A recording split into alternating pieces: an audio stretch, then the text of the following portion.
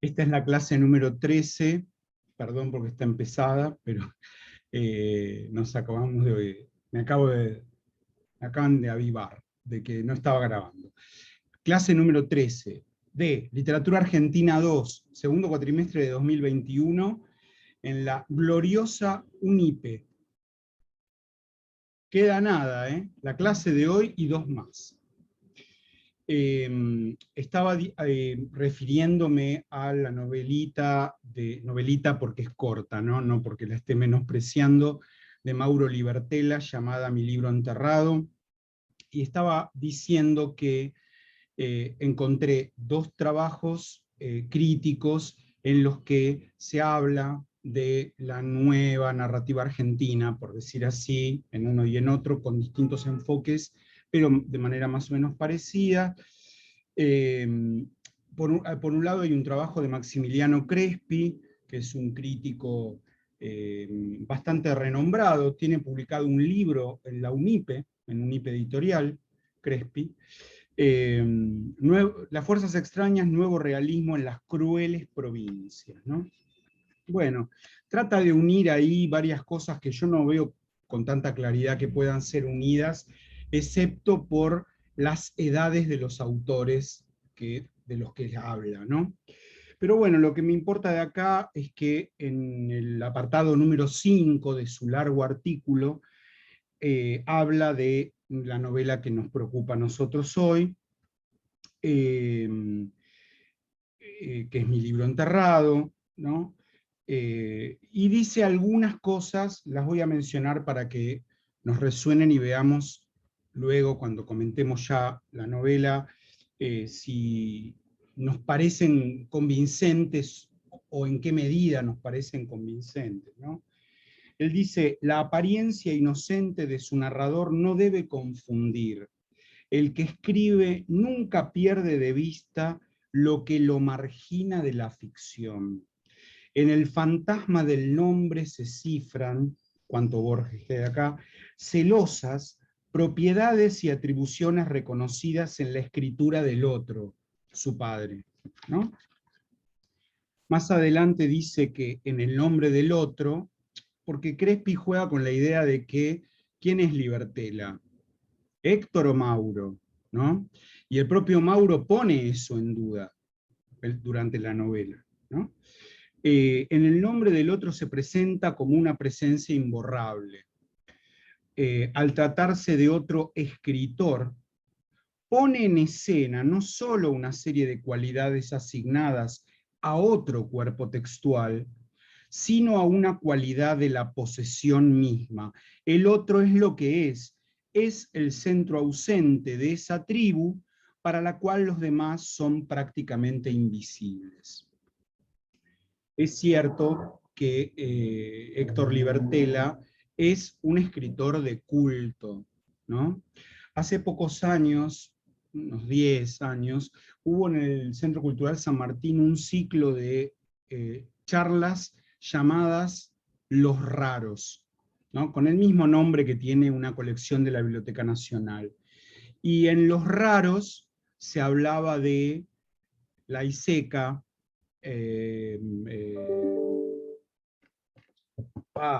bueno, se me fue el nombre de alguien que iba a nombrar, y Libertela, entre otros, digamos, ¿no? Bueno, escritores que pretendieron fundar una poética marginal, ¿no? No marginalizada, sino marginal. Con toda intención. Libertela es uno de esos autores, ¿no? Decíamos la vez pasada, yo citaba unas palabras de Libertela, que es que cuando empieces a tener muchos lectores tenés que empezar a preocuparte de lo que estás escribiendo, ¿no? Como si tener muchos lectores fuera malo. Pero un poco esa idea, ¿no? Una idea de una tribu, bueno, nosotros somos los... Claro, no nos conocen y no nos leen porque somos únicos, somos exclusivos. Un poco esa idea, jugar con esa idea de vanguardia, sin usar la palabra vanguardia, pero sí usando la categoría de extrañeza, ¿no? O sea, leer un texto de ellos, estoy pensando en la Iseca también, en, en el libro Matando enanos a garrotazos, por ejemplo, algo que causa un extrañamiento la lectura de esos textos. Fowell es el otro que estaba en ese ciclo Los Raros, ¿no? Bueno, ese tipo de autores. Eh, de hecho, cita acá Crespi un pasaje del libro Mis escritores muertos de Daniel Goebel, autor que nombró Laura y que sí, yo también algo leí de Goebel. Dice, cuando leo, imagino que lo hago con los anteojos de Libertela. Cuando escribo, lo hago para que él me lea. Esa tarde, mientras camino y pienso en él, paso frente al Varela Varelita, el bar de Paraguay y Canning, dice Mauro, ¿no? No Scalabrini Ortiz. Por lo general a esa hora el bar está cerrado, pero ahora hay luces y gente. En la entrada me encuentro con la figura de Héctor resucitado, más joven aún de lo que lo era cuando lo conocí. Es su hijo Mauro. Le tiendo el libro del padre y le pido, dedícamelo, ¿no? Y según lo que pude ver, esto Goebel, esto pasó, ¿no? Y pasó en el año 2009, que es cuando acababa de morir Libertela, ¿no? Después, Crespi va a algo que se comenta en la novela también, ¿no? Que es una revelación que el padre le hace a Mauro. Le dice, ¿sabés lo que quiere decir etimológicamente Libertela? Quiere decir libro para la tierra, ¿no? Él había partido la palabra liber, libro en latín, ¿no? Y lo de tela es un poco más discutido, porque en realidad la palabra latina para decir tierra es tellus, no con A, con us, palabra femenina, pero terminada en us. Bueno, y él dice que eso siente que es un libro para la tierra. Bueno, de ahí saca esta idea, Mauro, de que, del título del libro, Mi libro enterrado, ¿no? Ahora, lo que uno podría discutir y conversar es si mi libro enterrado es mi libro, el que yo escribí, o el que yo heredé, que son todos esos libros que Libertela terminaba escribiendo de manera completamente anacrónica, escribiéndolos a máquina, no en computadora, a máquina, y que los terminaba y les ponía tapas y los anillaba, ¿no? Los anillaba poderosamente él, de manera artesanal, y los iba poniendo en la biblioteca. Y no sé si recuerdan esta escena de la novelita, una de las pocas veces que van a cenar Mauro y la hermana, Mauro y Malena, en medio de la conversación, Héctor le dice, ahí, en ese estante, está mi herencia, ¿no? Esa es una de las cosas que me hubiera gustado preguntarle a Mauro si hoy se conectaba, ¿no? ¿Qué pasa con esa herencia? ¿Qué pasa en la realidad y qué le pasa a él que tiene que construir su propia obra y que debería también encargarse de recorrer editoriales para que publiquen la obra inédita de su padre? Bueno, ahí hay un tema, ¿eh? Hay un tema. En fin. Bueno, sigue Crespi diciendo que mi libro enterrado busca producir ese deslinde más en el plano de la fábula que en el orden de la ficción. Organiza lineal y progresivamente hacia la muerte del padre. Se teje como un mosaico de escenas. Padre e hijo alternan funciones, deseos, experiencias y frustraciones. Y más adelante agrega que Libertela opta por tomar un registro decididamente dramático, porque no es el relato de un duelo, es el duelo mismo convertido en relato. el padre ante la muerte con una carga de patetismo que no propone una extorsión moral, sino que expone una sensación ambigua que combina tristeza con alivio. Esto es un tema, todo un tema, para cualquier persona que haya perdido a sus padres, a su padre o a su madre, ¿no? Si, si no ocurrió de una manera accidental y así de un momento para otro, es decir, si vos vivís una enfermedad con tu padre o con tu madre y ves cómo se va muriendo y cómo se va deteriorando, lo que le pasa al protagonista, al narrador, ¿no? Eh, Al final, la tristeza, eh, y no sin culpa, se mezcla con el alivio. O sea, es imposible no sentir alivio cuando se termina, cuando se muere el otro. Un alivio lleno de culpa, por supuesto. Cuanto más joven es uno, más culpa tiene, porque menos puede procesar el alivio ese. En cambio, digamos, yo tengo muchos amigos que han perdido a su padre en los últimos 5 años, claro, padres de 85 y ellos de 60, y lo viven muy de otra manera. Yo que perdí a mi padre a los 22, no saben lo mal que lo viví, ¿no? Esto del alivio, digo, la mezcla del alivio con la tristeza. Bueno, sigue Crespi, un poquito más, lo que está en juego en el subtexto de esta extraña nouvelle es algo mucho más opaco, el esqueleto dramático de un silencio del que solo emerge una voz casi desconocida, casi anónima, que viene a decir, la herencia está acá, ¿no?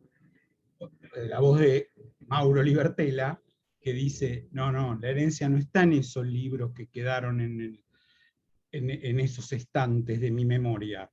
La herencia soy yo, ¿no? Directamente. Hay algo que fluye tras el espejo de la fábula, tiene una forma ambigua de una excitación a la vez dolorosa y placentera, que si no se entrega al goce ciego de la escritura, es solo porque todavía está ligada cenitalmente a las determinaciones del duelo. Y acá viene algo muy importante que está en la novela, ¿no?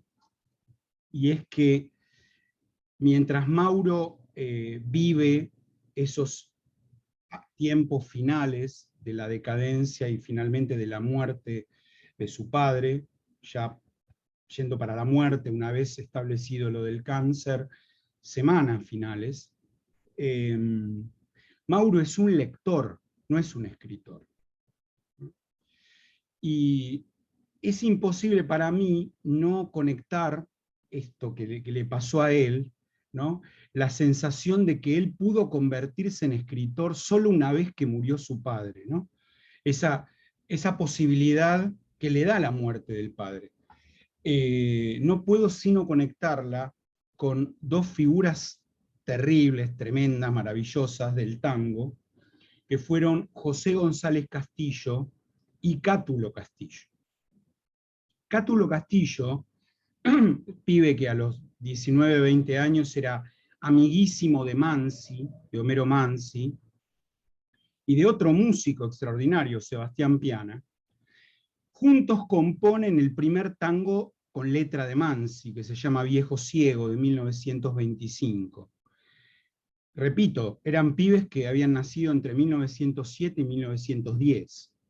Y en 1925, o sea, alguno tenía 15 o 16, componen entre Piana y Cátulo la música y Mansi la letra de ese tango. Y Cátulo, durante hasta los 30 y pico de años, era un músico. ¿Qué hacía Cátulo? Le ponía la música a los tangos de su padre, José González Castillo. José González Castillo, que era un gran dramaturgo. No solamente escribió obras de teatro, algunas notables, una muy recordable porque sufrió la censura y porque y porque además está bárbara para mí todavía, yo la vi hace pocos años representada, una obra que se llama Los Invertidos, de 1911, y donde se cuenta la doble vida de un padre de una familia bien, que era bisexual y que tenía un novio, además de su familia. Bueno, eso cuenta en 1911 el viejo González Castillo, ¿no? Bueno, un escándalo tremendo y qué sé yo.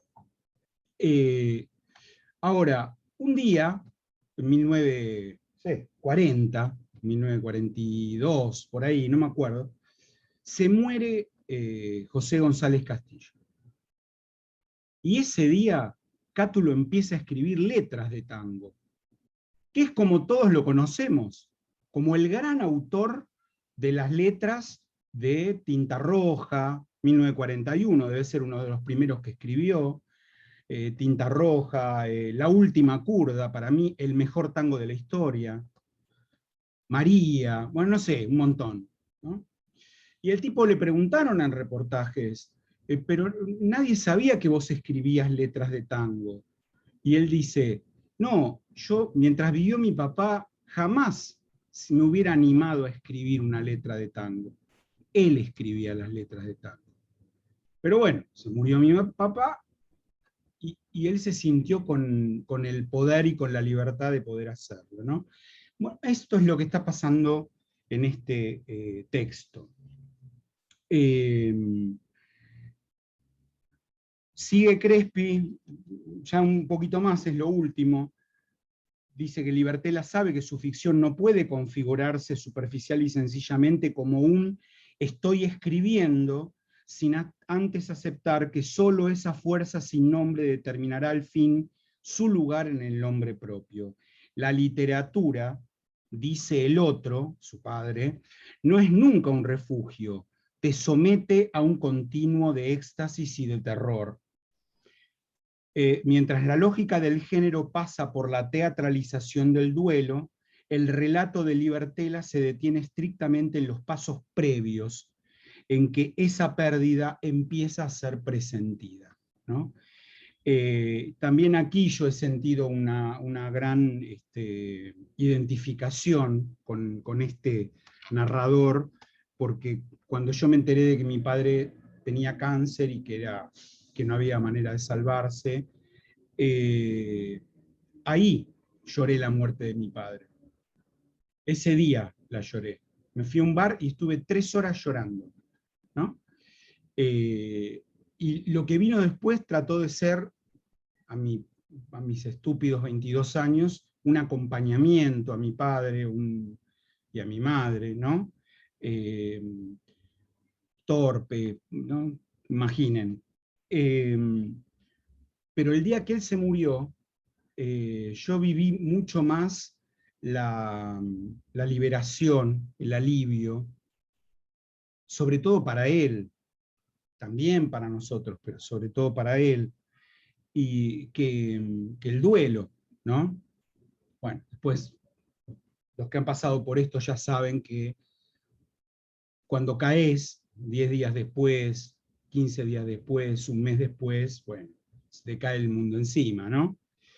Y eso dura exactamente, esa sensación de desasosiego dura un año exacto. El año, al día que se cumple el año de la muerte de este padre o madre, uno empieza a aceptar que se fue y lo empieza a vivir de otra manera, ¿no? Es mi experiencia, por lo menos. No quiero dar cátedra sobre esto porque, por supuesto, cada uno lo vive como lo vive, ¿no? Bueno, y hay contradicciones acá. Crespi habla de eso. Dice que el hijo no entierra al padre sino con las contradicciones que lo exponen, como un hombre, ¿no? Y que dice que el relato de la desintegración del padre tiene por objeto una nueva integración.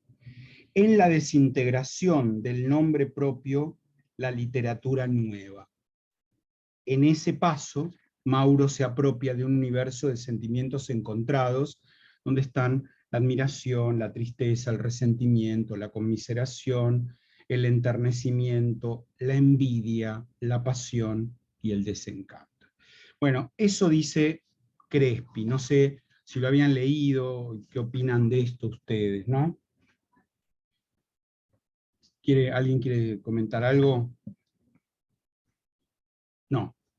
Bueno, y digo, pero no me voy a meter ahora con esto porque temo que no tengamos tiempo y prefiero ir al texto, que el otro laburo, el de María Jimena Venturini, se llama Buscando al padre, autobiografía y autoficción en la literatura argentina contemporánea.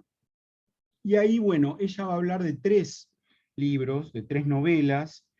Esta novela, la novela de Laura Alcoba, El azul de las abejas, y una tercera novela que se llama Diario de una princesa montonera, 110% verdad, de Mariana Eva Pérez. Pero ella marca, Venturini digo, marca una separación importante entre los 2 primeros libros y el de Pérez. Ella dice que lo que hace Pérez es autoficción, y lo que hacen Libertela y Alcoba es biografismo, autobiografía, digamos, ¿no? Me parece que por ahí hay que ver el asunto. Me quedó resonando a mí esto, porque en la literatura del yo la autoficción entraría, pero claro, ¿qué es la autoficción? La autoficción es que el autor o la autora escriban un libro donde el protagonista y la voz narradora la tenga alguien que se llama igual que ellos, y que sucedan cosas donde lo real y lo inventado, lo real y la ficción, aparezcan entrecruzadas y mezcladas. Y eso no parecería ser el tono del libro de Alcoba, que no leí, que es una autora argentina que vive en Francia y que vende muy bien en Francia, publica en francés, de hecho, ella, ¿no? Sus libros. Y el libro de Mauro, ¿no? Yo fui haciendo, a medida que lo leía, varias marquitas. Tiene la inconveniencia de que los capítulos no tienen número, entonces en todo caso hay que remitirse a la página, porque los capitulitos, que son todos muy breves, no tienen número. Lo primero que yo marqué está en la página 10, al final, y es la primera charla con el primer médico, ¿no? Que el médico le dice que no le habían hecho un diagnóstico certero y todo, pero que tenía agua en los pulmones y que eso casi siempre es un signo de cáncer, ¿no?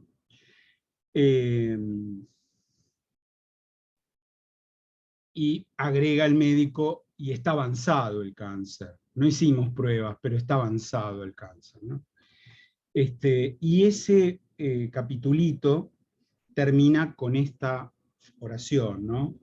Dice, me lo imaginé a él lo deja en el hospital y se toma un colectivo a la noche. Dice, me lo imaginé a él durmiendo en una de esas camas perdidas del hospital y en ese momento me di cuenta de que mi viejo se iba a morir. Claro, es ahí cuando empieza el duelo, ¿no?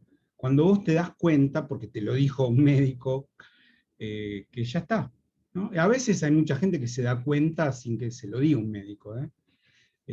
Vos ya ves a la otra persona, te das cuenta de que o no tiene fuerzas para luchar, o te lo dice directamente, listo, yo me voy a dejar morir, o hasta acá llegué.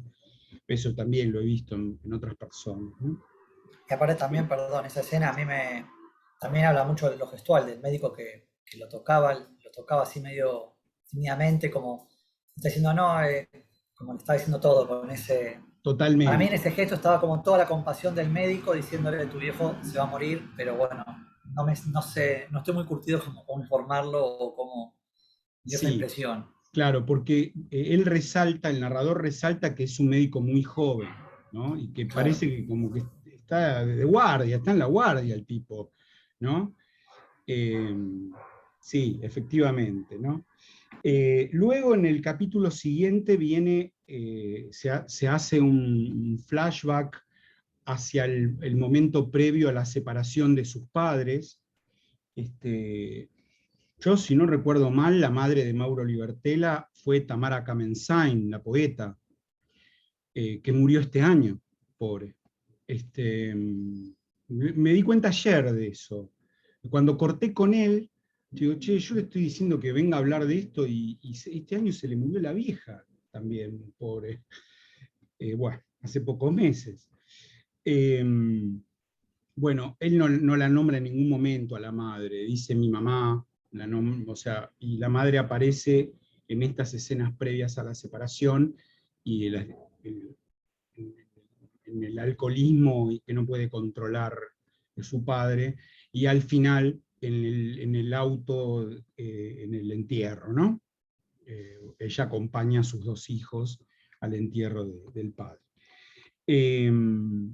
Después, claro, está esta cosa de, bueno, primero el tipo se muda a un departamento que era un asco, un monoambiente, qué sé yo, y finalmente, después de haber vivido ahí y decir, bueno, que ese lugar estaba siempre lleno de botellas, sucio, lleno de botellas, una cosa terrible, logran convencerlo de que, pero si vos tenés un departamento con tu hermano Juancho, andate a vivir ahí para no pagar alquiler, porque el tipo, el narrador usa la palabra derrumbe, ¿no? Dice, ahí empezó el derrumbe, cuando se separa de la familia. Y claro, ese derrumbe implica no solo el descuido de su esposa, el descuido de sus hijos, sino también el descuido de la economía familiar, de la manutención del hogar y por lo tanto del laburo. Y eso también se resalta todo el tiempo, ¿no? El tipo se encierra, y así aparece pintado, ¿no? Voluntariamente a morir. ¿No? Hay como una voluntad de decir, bueno, voy a ver hasta dónde llego. En otra parte, más adelante, se habla de su autobiografía, que no leí, pero que me gustaría leer, ¿no? Tiene la palabra fantasma en el título, la autobiografía, no me acuerdo el nombre ahora, lo tengo marcado más adelante. Y, y Mauro pone, en esos últimos meses, yo lo vi poner mucho empeño en poder terminar su autobiografía, ¿no? Piensen que es un tipo que tenía mi edad, tenía 60 años cuando estaba pasando por eso. Y yo digo, a la puta, yo podría ya estar entregándome y dejándome morir. Bueno, hay gente que se entrega a los 18, pero quiero decir. En fin, todo lo que viene acá es la narración del alcohólico, ¿no? De que, bueno, yo iba a verlo a la noche, a comer con él, y siempre estaba borracho. Y alguna que otra vez que pasaba por Varela Varelita, por el bar de la esquina de su casa, alguna vez lo veía y entraba, y ahí no estaba borracho, por ahí estaba tomando café, pero le temblaban las manos, ¿no? Todos signos de, bueno, de esto, ¿no? Del derrumbe. Aquí vuelve a hablar del derrumbe completo, dice el trabajo, algunas amistades, el cuerpo, su matrimonio. Vean esa serie que no parece ser una serie ordenada u organizada, ¿no? O sea, la mezcla de el trabajo, algunas amistades, o sea, algunos amigos dejaron de verlo directamente, el cuerpo, la atención del propio cuerpo y el matrimonio. No hay acá, no habla de los hijos, no dice y nos dejó a nosotros, no de nada, no existe esa queja, ¿no? Y más adelante avanza y dice que a mí esos años terribles me provocaban contradicciones profundas. Todavía sumido, vean qué lindo esto, en la gramática de la idealización, e imantado por el encanto de la influencia beatnik, lo veía como un bohemio de los que quedan pocos, bla, bla, bla, bla, ¿no? Pero bueno, cuando dice que en un momento ya eso no se pudo sostener, dice cuando lo veía temblar, cuando veía que no se podía levantar del asiento por lo que había tomado, y empieza a citar varios íconos de la cultura beatnik, la ciudad de San Francisco, City Lights, la famosa librería de Ferlinghetti, Allen, Ginsberg, los otros autores beatniks junto con Ferlinghetti, se caían a pedazos, ¿no? Todo eso se caía a pedazos. Todavía en el mismo capítulo termina con el episodio de que lo llama por teléfono y no atiende, no atiende, no atiende, va y está como muerto, él cree que está muerto el padre, y en realidad el padre le explica que no, es polineuritis, ¿no? Y con el tiempo Mauro se entera de que los alcohólicos profundos, ya en la última etapa, suelen tener ataques de polineuritis por los cuales no se pueden mover directamente, no pueden mover ni un dedo, ¿no? Acá viene la autobiografía. La arquitectura del fantasma se llama, le puso Libertela a su autobiografía. La arquitectura del fantasma. Y se publicó después de su muerte. Acá viene una cosa muy linda, porque Mauro recupera en los inicios del padre con la literatura, le habla de 2 novelitas que escribió a los 12 años, que además las conservaba, y les había hecho tapas, y de grande las mandó a hacer copias exactas, copias como si fueran fotografías, tiene un nombre eso, cuando haces una edición de algo viejo, una edición como la revista Proa, por ejemplo, la edito de nuevo, pero no la toco.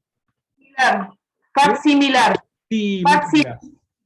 Facsimilar, exactamente. Gracias, Laura. Sí.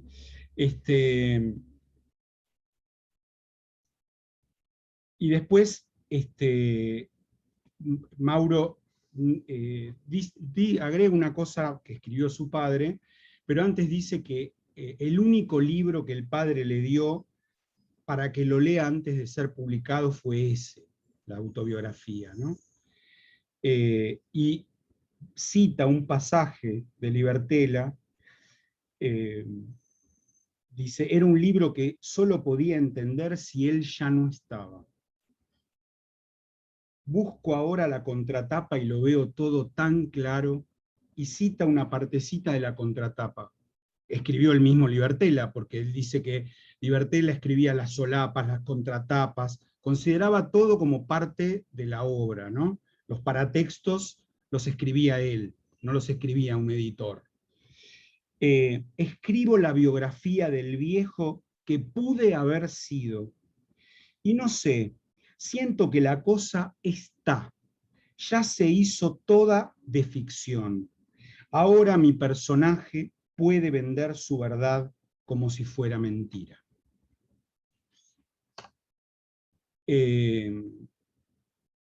Bueno, ¿qué ocurre en los episodios siguientes? Se encuentra con el padre en el hospital, los médicos ya se lo dijeron, y menciona una conversación memorable. Se quedaron toda la noche hablando.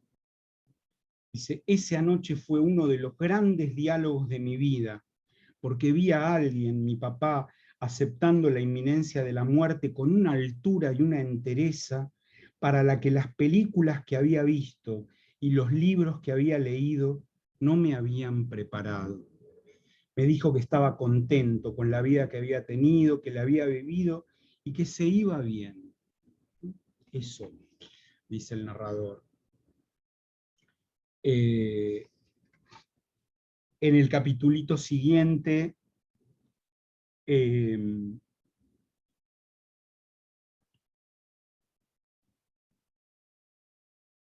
la hermana y él en el hospital las mandan a hablar con unas psicólogas, ¿no? Que quieren, bueno, un poco apoyarlas, ¿no? Ellos no sabían qué decir, ¿no? Y se quedaban callados, ¿no? Dice, entonces me puse a improvisar una historia pormenorizada de los años en los que mi viejo tenía la edad que tenía yo en ese momento. No sé por qué lo hice. Me llama la atención que haya elegido pensar cómo era mi viejo cuando tenía mi edad. Quizás necesitaba ponerlo en mi lugar. Claro, es al revés, ¿no? Él necesita ponerse en el lugar del otro.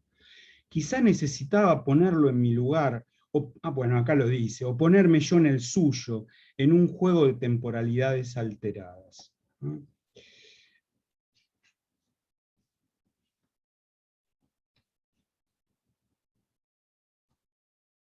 En el siguiente capítulo viene ya un médico armado, un médico, no un pibe como el primero, y le dice, bueno, ¿qué van a hacer? ¿Lo van a dejar acá o lo van a llevar a casa? Porque ya está. Bueno, y ellos no saben, viste, pendejos, no saben bien. Y el tipo dice, yo lo llevaría a su casa, que muera en su casa. ¿Sí? Bueno, y cuenta todo ese episodio de los ambulancieros y los enfermeros como patobicas cargando la camilla hasta la ambulancia, el trayecto por la ambulancia, subir por la escalera al edificio que no tenía ascensor, ¿no? Todo eso. ¿Hasta acá vamos bien? ¿Alguien quiere agregar algo de lo que voy diciendo? No, bueno. Eh,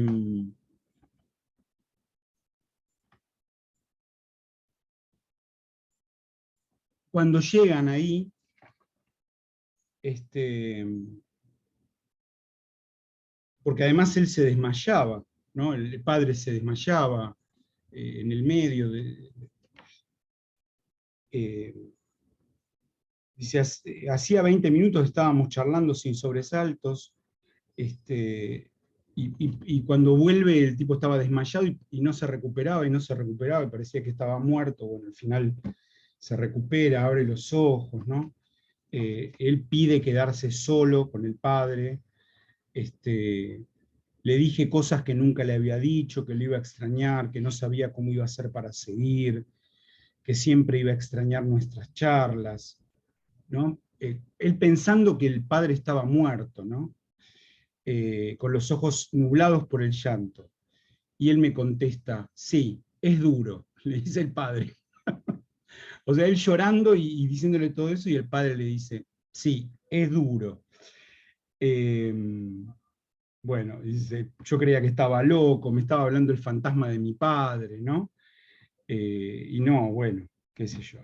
Y entonces le dice que no entendí nada porque vos te desmayabas a cada rato, los médicos me dijeron recién que creían que de esta no te ibas a despertar.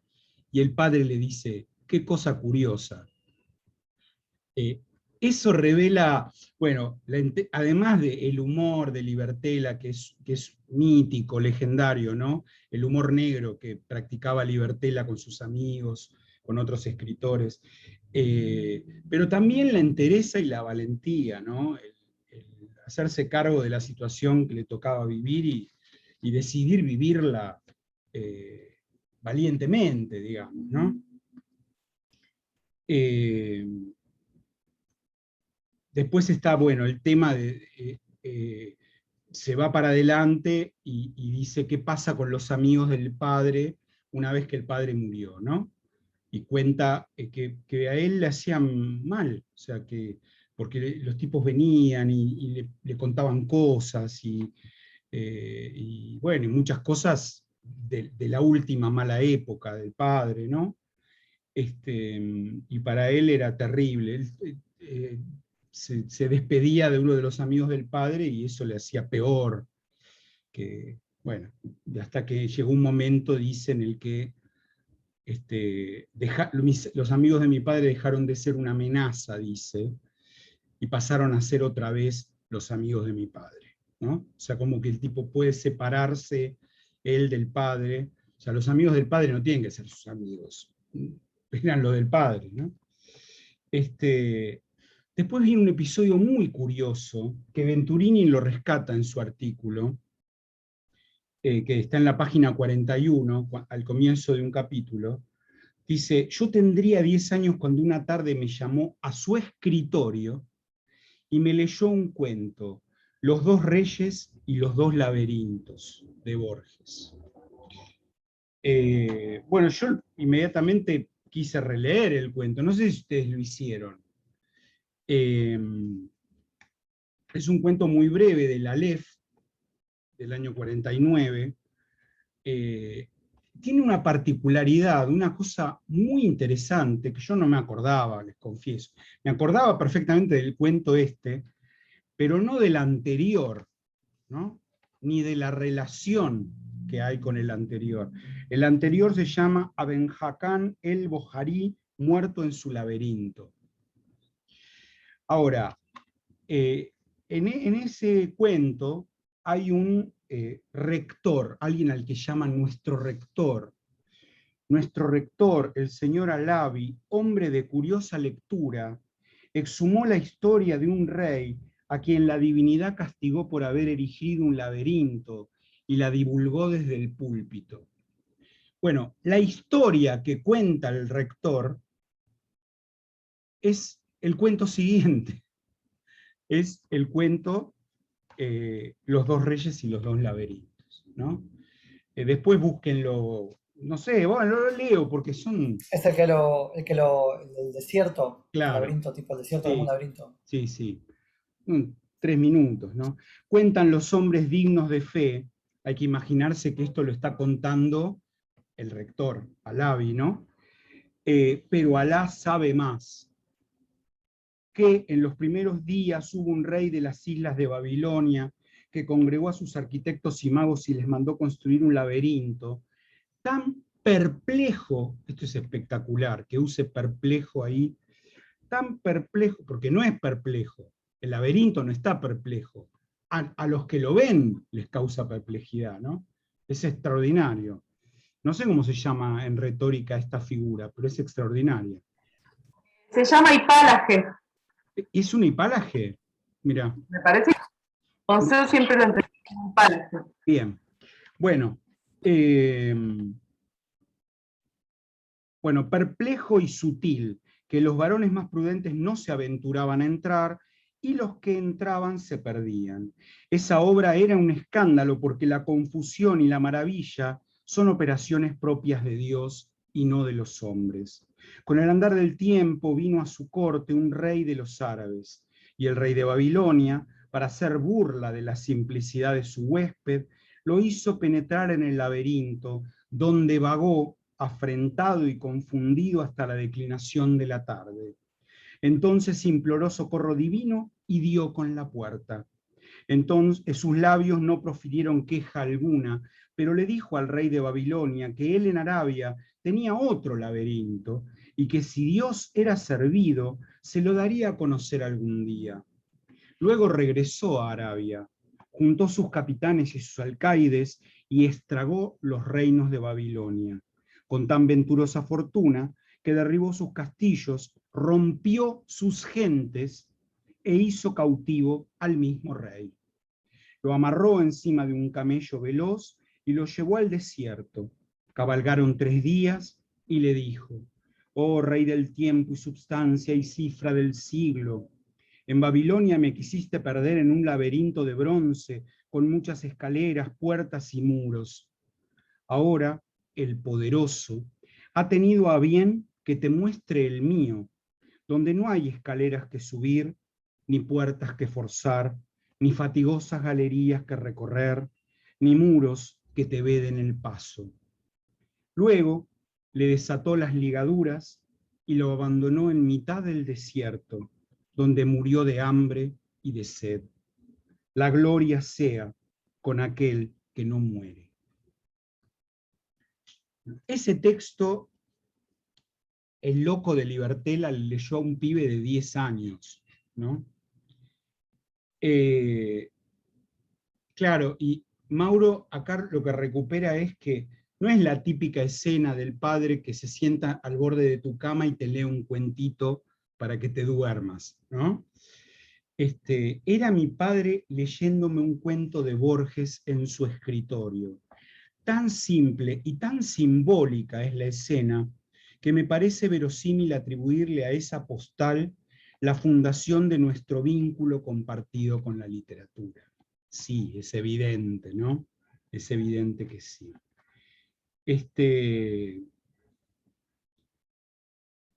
Bueno, y empieza a contar sus primeros pasos en el periodismo, ya que no en la literatura, y que el padre le elogiaba siempre la sencillez, la claridad, ¿no? Qué bien, me gusta mucho cómo escribiste esa nota, porque se entiende perfecto, está clarísima, ¿no? Y el pibe dice, yo no le creía, me preguntaba cómo alguien que predicó durante décadas la pureza de la forma hermética iba a recortar como mérito central de un texto su carácter transparente, ¿no? Y bueno, y hasta que llega un día en que él escribe un texto sobre la muerte de Syd Barrett, de Pink Floyd, y se lo lee en la mesa, en la cena, se lo lee al padre, ¿no? Y el padre se pone a llorar con el texto.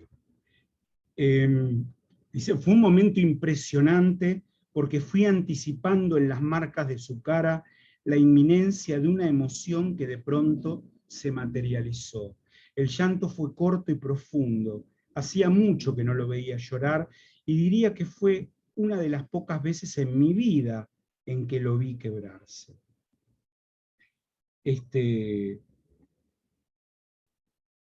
Bueno, y habla de otra vez que hizo un reportaje largo en una revista, probablemente en Eñe o en, no sé, o en la revista de Clarín, y el padre no le dice nada, pero al final le escribe en rojo, ¿no? Que el cierre de la nota era cursi, ¿no? Le pone. Y él dice, entonces lo leí y sí, era el colmo de lo rosa, dice el pibe, ¿no? Esa observación mínima, a un tiempo escueta y elocuente, tuvo un efecto dilatado y de largo alcance en mi modo futuro de leer lo que escribía. Podría decir que ahí empezaron a estar los ojos de él mirándome entre líneas. Recién cuando él murió pude escribir mi primera ficción, un cuento precario sobre un hombre que trabajaba de bibliotecario en un hospital. Mirá cuánto tiene esto de conexión con lo que está narrando la novela, ¿no? Y después viene, claro, inevitable, ¿no? La comparación. ¿Quién no se ha comparado, no digo con el padre, pero sí con los escritores a los que admiró cuando escribe algo, ¿no? A los que admiró o a los que sigue admirando. Y, o sea, yo me recuerdo a los 23 años leer a Rimbaud, leer la poesía de Rimbaud y decir, hijo de puta, dejó de escribir a los 16, yo no puedo escribir esto a los 23. O sea, buscando esa, ¿no? Bueno, y lo que dice Mauro, que cuenta, es, claro, mi papá a los 23 años ganó un gran premio, el premio Paidós de novela. Y cierra el capítulo con esta frase tremenda: a los 23 él tuvo su primera novela y yo tuve su muerte.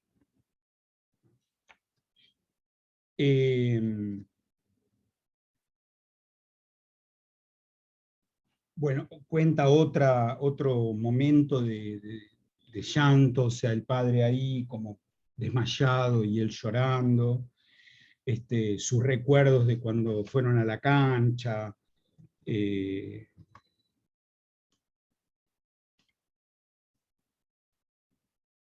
dice en una parte, me acuerdo cuando era chico y te iba a visitar a tu escritorio en la parte de atrás de la casa de Gurruchaga, a la noche, antes de dormirme. Vos te pasabas la noche escribiendo y corrigiendo y me preparabas una montaña de hojas hechas un bollo en el piso para que yo me tirara.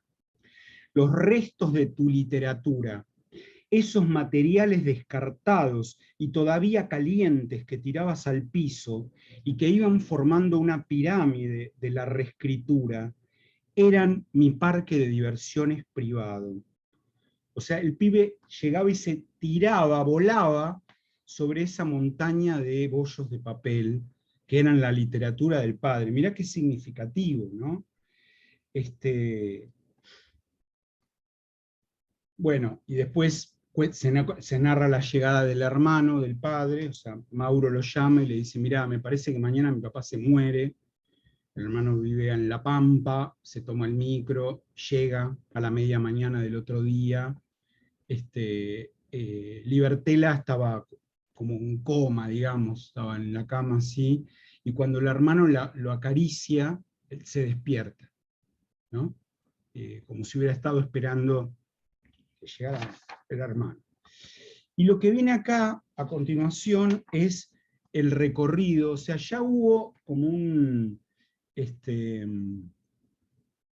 como una descripción muy pormenorizada del ambiente privado de Libertela, ¿no? O sea, la casa donde vive, el modo en el que decide vivir cuando se instala. Es un departamento de 2 ambientes, sin embargo instala la mesa y el sofá y la cama, la mesa, el sillón del living y la cama en un ambiente. Y en el otro ambiente no hay nada, no lo usa, decide no usarlo, ¿no? Bueno, las botellas, el alcohol, bueno, el hospital, esa cosa privada, ¿no? Pero lo que hace a partir de ahora, página 51, es recorrer el barrio, o sea, recorrer el ambiente de Héctor Libertela, y entonces va pasando por los diferentes negocios, por los diferentes lugares, y va diciendo, acá vos venías y hablabas con fulano de tal, que es el tipo el verdulero, ¿no? Después ibas al almacén y no sé qué, todo va pasando así. Por supuesto que un lugar especial lo tiene el roticero, es muy amigo del roticero, porque le va a comprar comida hecha, no cocina, por supuesto. Eh, eh, pero claro, el lugar más emblemático es el Varela Varelita, donde el tipo elige una mesa en particular, que yo la recuerdo, la conozco, yo fui algunas veces al Varela Varelita, no queda muy lejos de mi casa.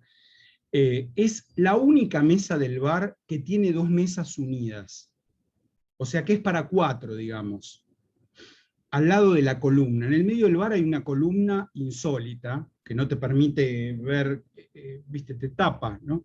Y él dice que él se ponía en esa mesa de la columna porque si entraba alguien que él no quería que lo vieran, medio se escondía atrás de la columna y el tipo elegía mesa, se iba y después se volvía a acomodar. Y a esa mesa en el Varela Varelita la llaman, según Mauro, yo no lo sabía, la llaman la presidencial, porque es la mesa grande, la única mesa grande, todas las demás son una mesa cuadradita, chiquitita, ¿no?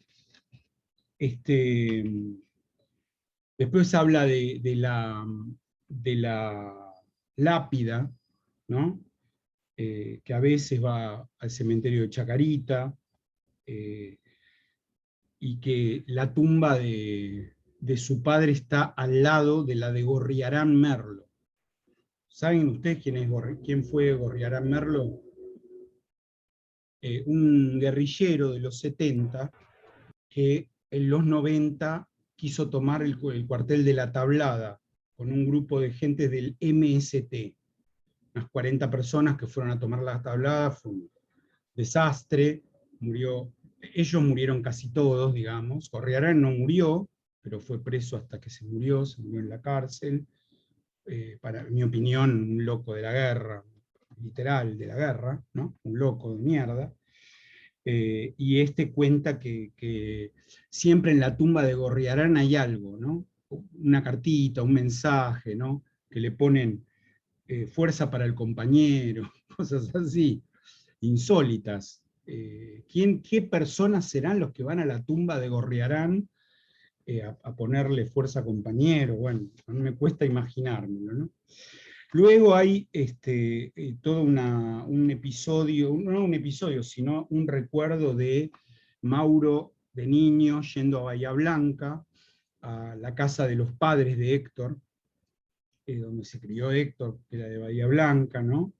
Y a contar también la muerte de su abuelo, o sea, del padre de Héctor, ¿no? Y que él le avisó a Héctor que se había muerto el abuelo, ¿no?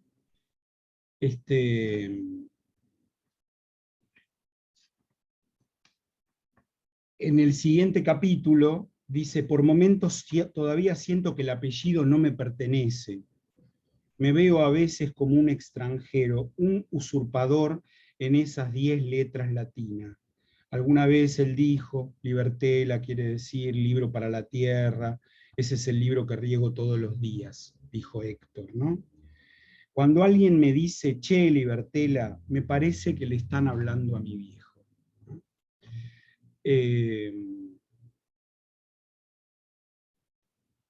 Pero cuando va concluyendo el capitulito, que es muy breve, dice: desde su muerte, el apellido Libertela vuelve a cero. Y esto está muy bien, digamos, si yo fuera el analista de Mauro, diría: bien, pibe, esto es lo que tiene que pasar, ¿no? Dice: yo tendré que encontrar el modo de inventarle de nuevo un origen, un relato, para así regar todos los días a mi modo el libro para la tierra. Bueno, después habla de las fotos, que él prefiere no ver las fotos, pero que el problema que tiene es que sus recuerdos más vívidos son los recuerdos de los años del derrumbe, y entonces no lo recuerda bien al padre, ¿no? Lo recuerda muy mal. Y después menciona un par de fotos que dice cuáles son sus fotos preferidas, por qué, ¿no? Cuando él es niño son sus fotos preferidas. En el siguiente capítulo dice que se aficionó a leer libros donde se cuenta la muerte de un padre, y que se dedicó a eso con ahínco, ¿no? Que en un momento se dio cuenta de que no iba a poder nunca, si se dedicaba la vida entera a leer ese tipo de textos, no iba a poder leerlos todos, porque son innumerables.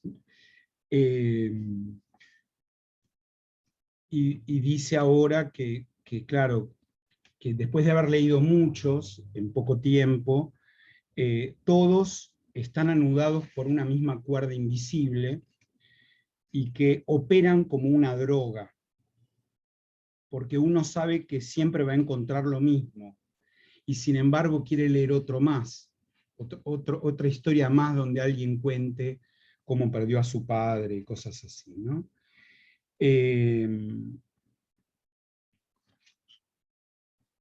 Después viene un capítulo que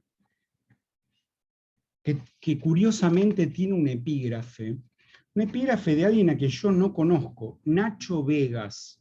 Tampoco se me dio por googlearlo, les digo la verdad, ¿no? Y dice así el epígrafe. ¿Vos lo conocés, Laura? ¿A Nacho Vegas? No. Un cantante. ¿Es un cantante? Ah, mirá. Bien. O sea que esto entiendo, porque está dispuesto en forma de versos, pero son re largos los versos, y yo no sabía si eran versos largos de un texto, bueno, será una letra de canción, no sé. Dice: al pasar delante de una funeraria nos decías, agáchense, no vaya a ser que les tomen las medidas. Ese era tu consejo, tu sabio consejo. Y no estuvo mal, pero se te olvidó algo importante. Vos también tenías que agacharte.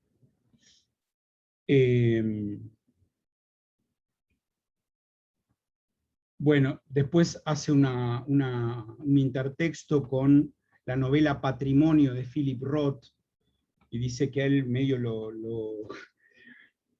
le hizo muy mal, ¿no? Porque en la última escena de la novela, el protagonista está soñando, se le aparece en sueños el padre y le recrimina que mientras él se estaba muriendo, él estuviera escribiendo una novela sobre su muerte, ¿no?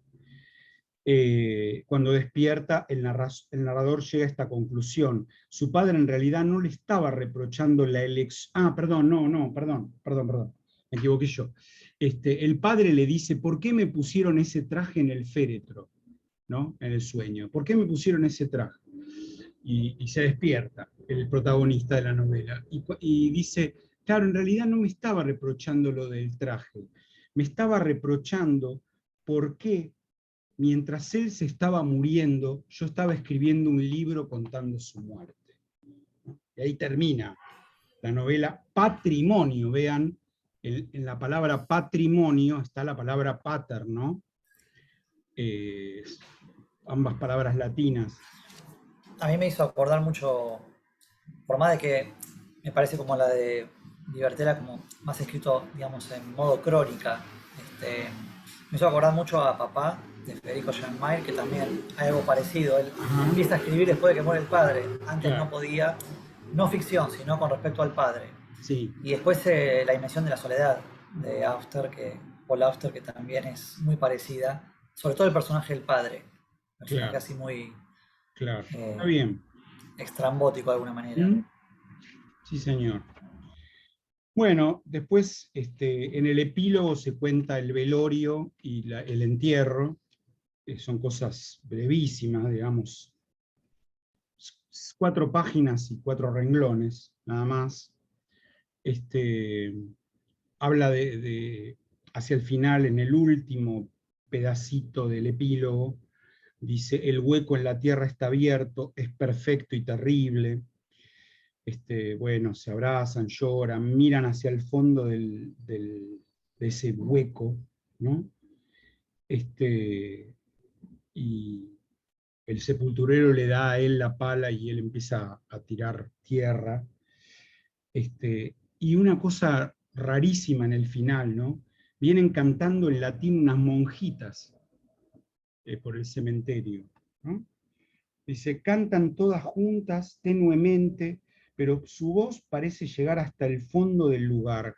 Pasan a nuestro lado y una de ellas, una señora de casi 80 años, me mira y me sonríe. Sin detenerse van todas juntas cantando en latín y al final se pierden por detrás del cementerio. Y así termina la novela, ¿no? Bueno, opiniones, cosas que se les hayan ocurrido cuando lo leían, conexiones que quieran hacer. No sé si Lucila, vos querés decir algo. Bueno, está hablando con otra persona. No sé si querés decir algo, Perdón. Lucila. Estoy acá en el trabajo, estaba mi compañera en un Zoom del museo, entonces no sabía si mi compañera tenía el micrófono abierto ella o no bien, para bien. poder hablar. No, Bien. bueno, nada, yo ya te lo comenté en el correo y bueno, a los chicos también se los comenté. A mí me tocó muchísimo esta novela porque mi hijo falleció en el 2017, nada que ver con esta situación. Mi hijo falleció de repente, él también igual vivía solo, no era alcohólico, pero sí tenía epilepsia y ya su salud estaba muy deteriorada por la cantidad de pastillas que tomaba siempre. Vieron que la epilepsia, no sé si conocen, es una enfermedad muy jodida y la verdad es que los cócteles de pastillas que tomaba mi hijo eran a veces 4 o 5 pastillas, dependiendo del neurólogo que le tocara. Y bueno, nada, su salud ya estaba muy deteriorada y mi papá falleció de repente el 27 de febrero. Pero bueno, nada, me tocó una fibra súper sensible porque aparte la forma en la que está narrada es muy sencilla, para mí no tiene golpes bajos, no sé qué le pareció a los chicos. No tiene golpes bajos, es muy amena, se la pasé a mi vieja también, que me hizo acordar al papá de Sil que ve las clases. Bueno, yo esta novela también se la pasé a mi mamá y le encantó. Pero bueno, nada, me gustó muchísimo, más que nada por eso, por la sencillez con la que está escrita. Y bueno, porque me sentí identificada en varias de las cosas que él sintió. Si bien yo no pude hacer esa despedida, ninguno de ni mis hermanos, ni yo, ni mi vieja pudimos despedirnos de mi papá. Quizás por eso fue también como, uff, carajo, también eso es durísimo. Bueno, ¿Por qué lo razón, que... Lucila? ¿Porque ¿Qué vivía muy cosa? lejos tu papá? No, no, porque falleció de repente. Mis Eso, papás de también repente. estaban separados. Entonces Claro, mi vieja ese día, ellos se iban a caminar por el Parque Centenario juntos. Mi vieja lo va a buscar a su casa. Bueno, mis papás también estaban separados, pero en muy buenos términos. Entonces siempre salían a caminar juntos, bueno, pim pam. Ese día también no le respondía el teléfono, nada. Y bueno, mi vieja va, le toca el portero, no lo atiende. Bueno, sube porque mi mamá tenía la llave y lo encontró muerto ahí claro. en la casa. Así que bueno, nada, un poco lo que decías vos al principio de empezar a duelar, bueno, a nosotros no nos tocó esa situación, Claro, básicamente fue claro, ¡buah! entiendo, entiendo, entiendo. Un Sí, sí. golpazo. Un Eh, golpe de... Sí, sí, sí, claro. Que también pero es bueno, bravísimo, ¿no? También es bravísimo sí, que pase sí, sí, eso. sí, sí, sí, sí, sí, sí, Ujú. sí, sí, sí, tal cual. Porque aparte mi viejo era joven, tenía 55 también. Claro. Eh, Así que bueno, no le quiero agregar más bajón a esta clase. Ah, está muy bien. Bueno, no sé si Mauro, Dolores, Silvia, Elisa quieren decir algo, qué les despertó, si les gustó, por ahí pueden decir, me gustó mucho, no me gustó, por tal cosa, también eso vale decir, ¿no? Y a mí me gustó, me pareció súper fuerte. Es sí cuenta todo un duelo, y yo no la pude leer de corrido, la fui leyendo por partecitas porque eh, no hay golpes bajos, pero sí es muy fuerte. Ujú. Transmite todo lo que se siente en un duelo, entonces me parece que es algo bueno, fuertísimo para mí, a mi forma de Bien, ver. bien. Igual lean lo que dice Venturini, ¿no? Hoy no hablamos, ¿no?, del artículo de Venturini, pero léanlo. Está bueno, está bien. La parte que habla de esta novela, no van a leer lo de Laura Alcoba si no leyeron la novela de Laura Alcoba, pero eh, Dolores, ¿qué te pareció a vos? Mm, Yo lo leí apenas lo diste, cuando empezó el cuatrimestre, y a diferencia de Silvia lo leí de un tirón en un rato, y nada, no sé, creo que lloré todo el libro. Me parece que, claro, que yo después le decía a Lucila, bueno, prepárate, porque hay como, yo no sé si se puede ser muy objetivo con este tipo de lecturas. Además, desde que empecé a leerlo esa primera vez, pensé en Philip Roth. Yo leí Patrimonio y era estar leyendo otra vez Patrimonio. Entonces después me gustó mucho encontrarme con eso que dice que, bueno, que hay una necesidad y que uno pierde además por ahí la objetividad de cómo está escrito, si está bien escrito o no. Uno necesita una identificación total con el argumento, si querés, con la anécdota. Ujú. Entonces, Sí, por sí. ahí, nada, es como, hoy lo volví a leer y, y tampoco me suma mucho hoy. Nosotros ahora estamos en un momento complicado, esta vez con el papá de Mariano, entonces Ah, no no, sé no si tengo sabía. mucho para decir. Ok, Sí, bueno, nada, no, estamos. bien. Bueno, ¿Viste cuando hablábamos el año pasado de cada uno tiene su té para tres? sí, sí, Bueno, estamos en nuestro té para tres, en este caso. Así que nada, no mucho, no mucho. bien. Perdón. Mauro, Laura, sí, perdón. No, yo lo... ah. No te escuché. Para descontracturar, no. Diga, no hay problema. Pero hacelo. No, Ah, No, yo quería recomendar un antídoto que es la carta del padre de Kafka, donde ahí Kafka puede poder cuatro frescas, a ese tipo se le arruinó la vida. Y, bueno, como un monstruo indestructible, y si vos el mundo lo tenías el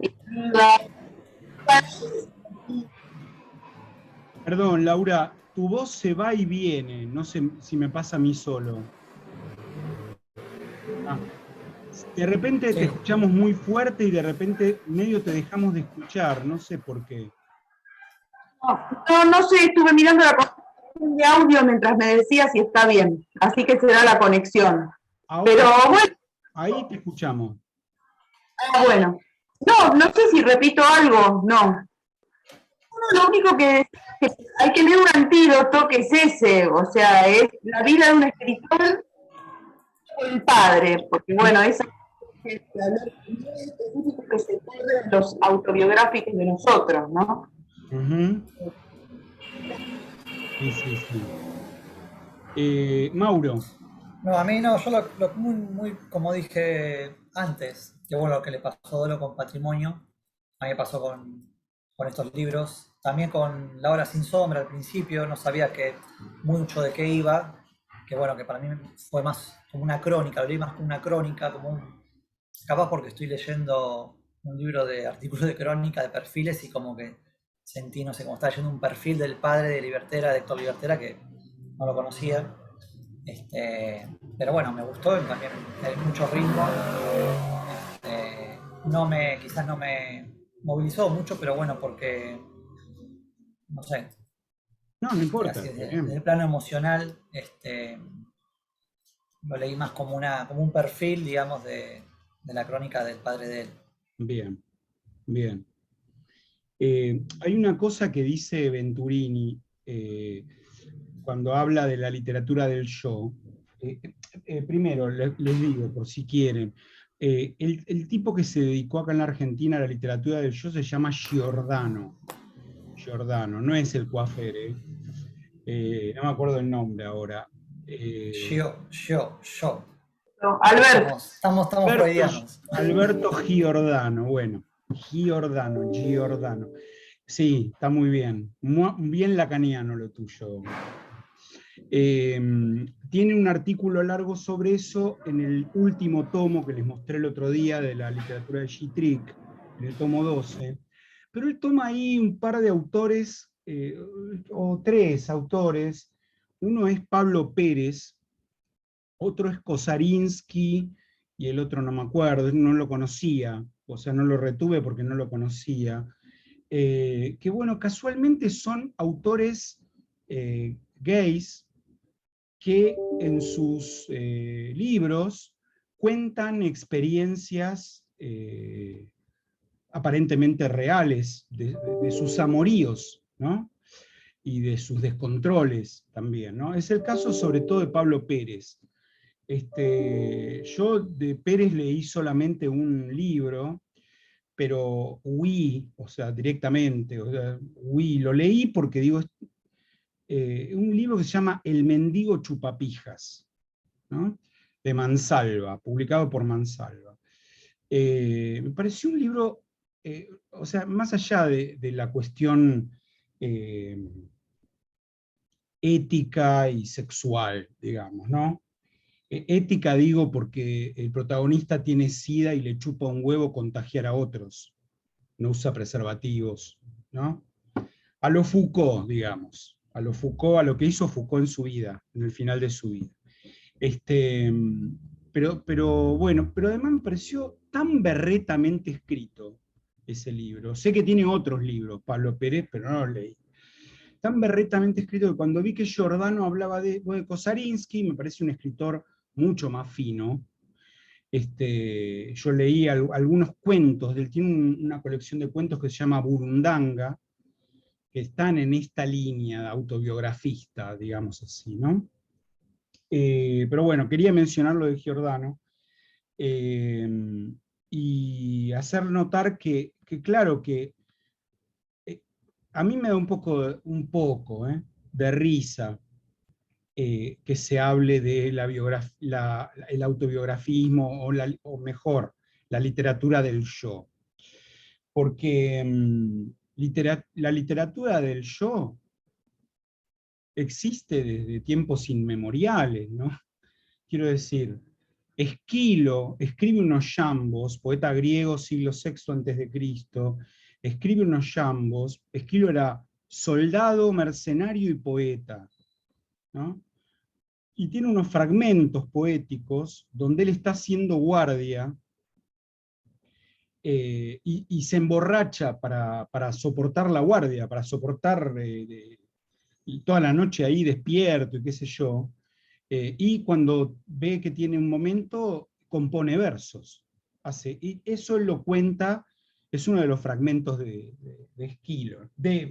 Perdón, de Esquilo dije, perdón, de Arquíloco, disculpen, de Arquíloco.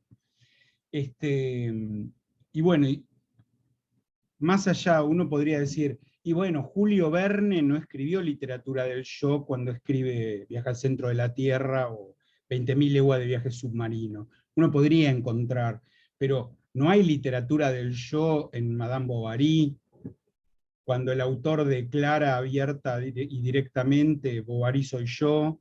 No hay literatura del yo en Proust, no hay literatura del yo en Dostoyevsky, bueno, y siguen las firmas, ¿no? En Sábato, que hemos hablado hoy. O sea que, bueno, quizás sea una cosa tan imprecisa y tan poco exacta, digamos, que no saben por qué otro lado entrarle y te dicen, bueno, ahora es la literatura del yo. Bueno, qué sé yo. En poesía es medio difícil, que existen poetas que escriben poemas en tercera persona. Un montón, ¿eh? Claro. Pero bueno, la verdad que no son la mayoría, ¿no? ¿Puedo Y decir una cosa un poco sí, provocadora? sí, A mí me parece que la literatura del yo, este fenómeno así de los últimos años, es una pauperización de la literatura en la que solamente se es autorreferencial, solamente se cuenta lo inmediato, lo de alrededor o lo de tu propia historia, sin demasiado compromiso, no sé, ficcional, poético, con sus excepciones, ¿no? Con un montón de sí, excepciones que sí, sí. vuelvo a Camila, por ejemplo, que es absolutamente una autoficción, pero que está trabajada, que tiene una crudeza poética increíble. ¿Cuál, disculpa? Que justo... Camila Las Sosa Villada. malas, Ah, las malas. Es poesía pura dentro de lo tremendo que es. Pero en general yo veo que hay como una cosa de, no sé, como nada, como si estuviera contando algo de lo que hice con mis amigos, ¿entendés? No sé bien cómo Ujú. decirte. En general me da esa sensación, que se Bien, define en eso, y que por ahí, escudado en ciertas reivindicaciones de género o cosas así que como temas se empiezan a visibilizar, entonces eso parece más importante que un mejor, no sé, una mejor escritura. una buena literatura, digámoslo así, Ponele, ¿no? claro. Claro, sí, sí, sí, me parece que estás bien encaminada. Yo agrego un pequeño plan para las dos clases que nos quedan, ¿no? La clase que viene vamos a ver Ladrilleros, por supuesto, léanla. Caputo, léete una novela, te va a encantar, está muy buena, está bien No, escrita. pará, esta sí la leí, me dio ansiedad, no me Ah, preguntaron qué me pasaba a mí y me da ansiedad perdón, cuando se perdón. habla del duelo de los padres. Hay, Sharon Olds escribe poesía también para el padre, y si bien uno se puede identificar con el duelo, a mí, como no me pasó todavía, lo tengo como, es como terapia, me Ujú. trauma muchísimo, entonces leerlo con tanta así transparencia me da mucha ansiedad, me da miedo en realidad. Entiendo, entiendo. Pero, ¿qué te pareció la novela? No, me gustó, me pareció sencilla y además como es cortita, la verdad es que yo la leo tranquila. Pero Bien, cuando me viene una novela larga y un poco más como entrecruzada, no, ya lo hago por obligación. Esto es bueno, más poético. está bien. Ya cuando arranca ya te atrapa. Ujú, sí, claro. Bueno, Ladrilleros es por obligación, porque tenés que dar esta materia, la tenés que leer. No, igual me gusta Selva Almada, me Ah, gusta cómo bueno, escribe, me gusta, bien, me recuerda a Alberti, tiene mucho de... bien, Tengo el desapego es una manera de querernos. De Bien. Selva Almagro. Bien. Bueno, entonces, vamos a ver eso. Pero les pido que ya se lean de a poco los 2 libros de poesía. Lo que yo voy a hacer es, al final de la clase que viene, decirles qué poemas de cada libro vamos a ver. Y eso va a ser lo que vamos a analizar la última clase. Vamos a intentar traerla a Patricia González y voy a tratar de comunicarme con Incardona para que también se sume a esa clase, quizá en otro momento, ¿no? Así 20 minutos cada uno, aunque sea, porque si no, no vamos a poder hablar nosotros de los poemas. Pero me gustaría tener esa experiencia, que tengamos todos esa experiencia. A Selva Almada no la conozco y me da no sé qué escribirle, hola, ¿qué tal? ¿Cómo te va? No estoy muy convencido de invitarla, no sé, pero me lo voy a pensar igual. ¿Saben? Bueno, muy rico todo, que terminen muy bien la semana y le damos el cierre de la clase a nuestra jefa, la profesora Laura Silva. Bueno, no tengo mucho más para decir. Lo de literatura del yo, ya las posiciones están tomadas, así que cerremos hoy. Falta la literatura del tú, pero bueno, esa la veremos en alguna otra cursada. Sí, hay eso, ¿eh? Hay eso. Tú ahí también, después vamos a ver. Bueno, los esperamos el próximo jueves. Bueno. Y que estén bien, que se encamine todo mejor de lo que está sucediendo para algunos, lo mejor posible, bueno, en fin. Bueno, un abrazo para todos. Chau. Nos vemos. Chao, chao.